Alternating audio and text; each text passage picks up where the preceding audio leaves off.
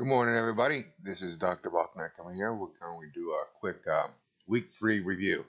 So, you guys are already on a Blackboard if you are viewing this. So, I'm just looking at week 3 here. And what we're going to do this week is we're going to complete the non renewable fuel section.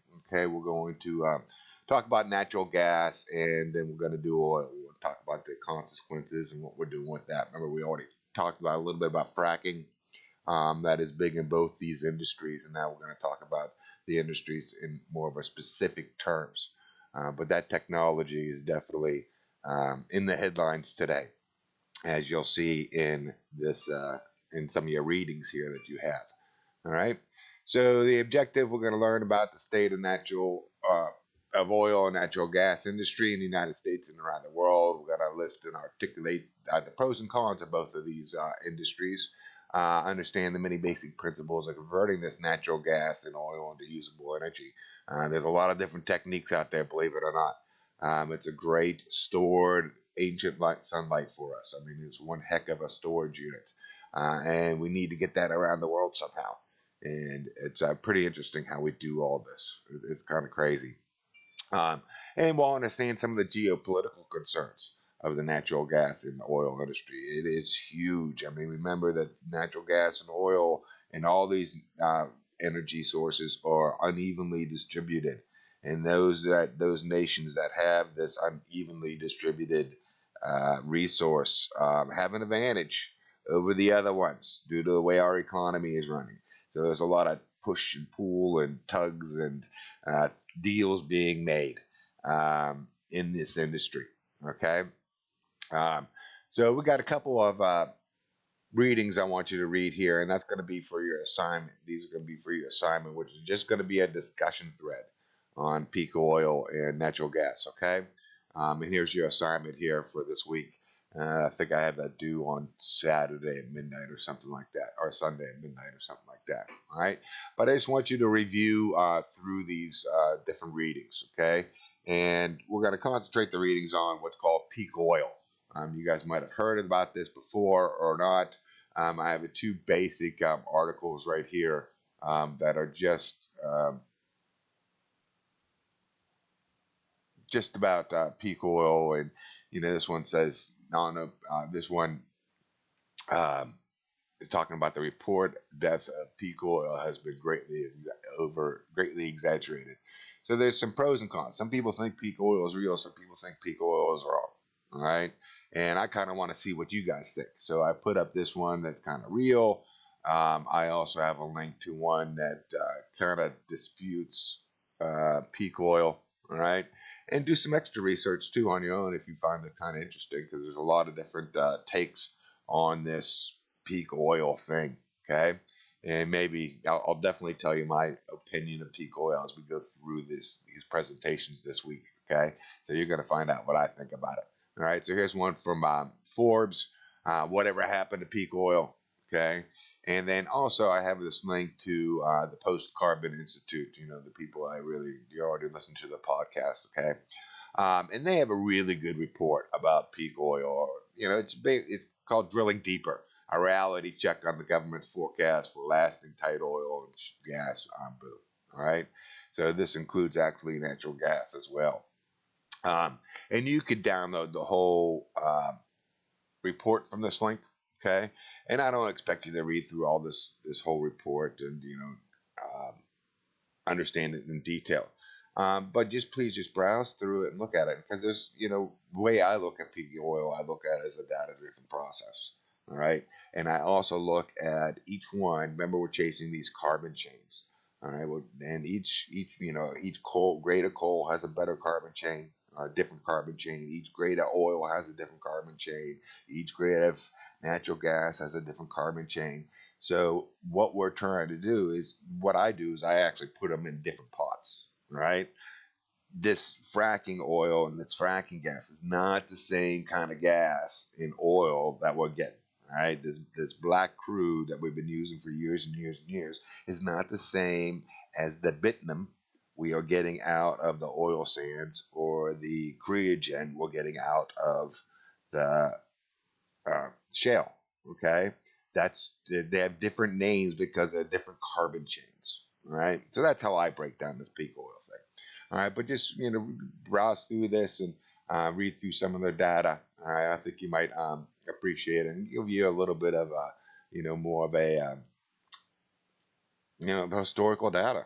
I mean, that's all they're doing. This is how they look at the data, and they're looking at what the EIA said. All right, and they're just analyzing their forecast. Okay, and you can come down on where you think is going to be. All right, because they're always using the Energy Information Administration and stuff that you did on that one homework assignment. All right. So we got those readings here for the oil, and then a little bit about natural gas here. All right. So in natural gas, we're doing the fracking for both these things, but natural gas, we're actually starting to do a new industry called liquefied natural gas. And we're trying to ship this stuff over abroad to Europe because, believe it or not, here in the United States, I think the last time I checked, I think it was $1.82 per cubic foot of natural gas on the spot market on Wall Street there. And in Europe, it's like 13.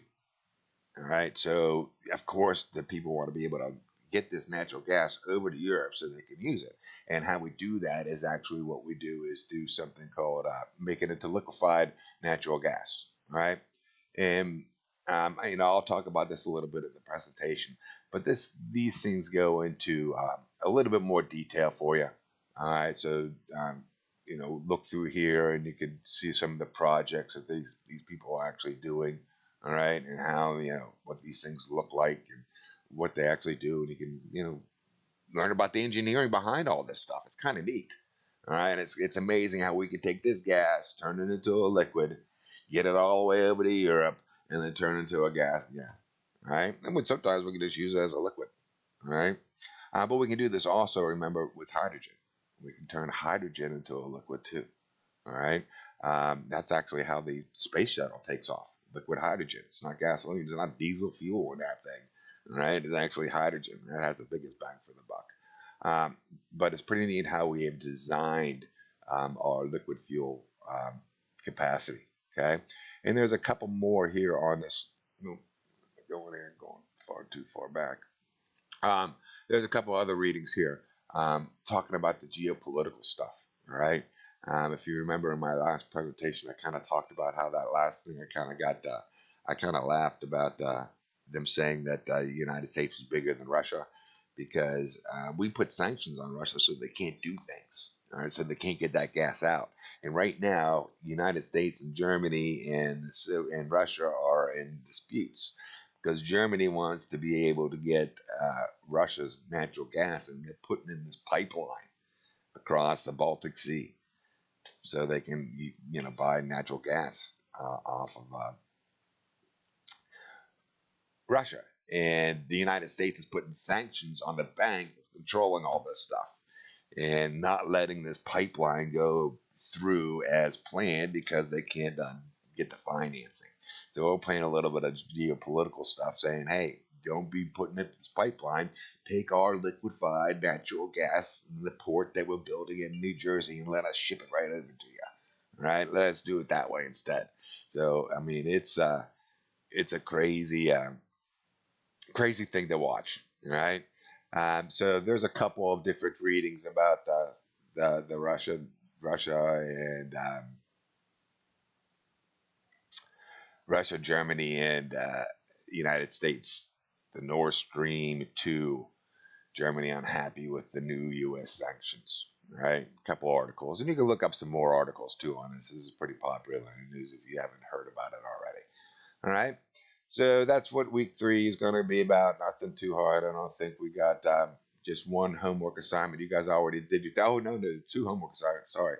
If you're doing some research, your research topic, all right, see if you can come up with a source list. I'm going to belay this until like next week. I'll probably make this next Wednesday or something like that. But remember, when you're doing some of your sources, just send me some of your articles. Start compiling them and put them in a little works cited thing, just so I know you're in the right direction and you're going after something good and not chasing something around. All right, this is not meant to be a hard research paper, fine and detailed for a master's program. I guess I just want this to be a nice little summer project where you get to learn something new.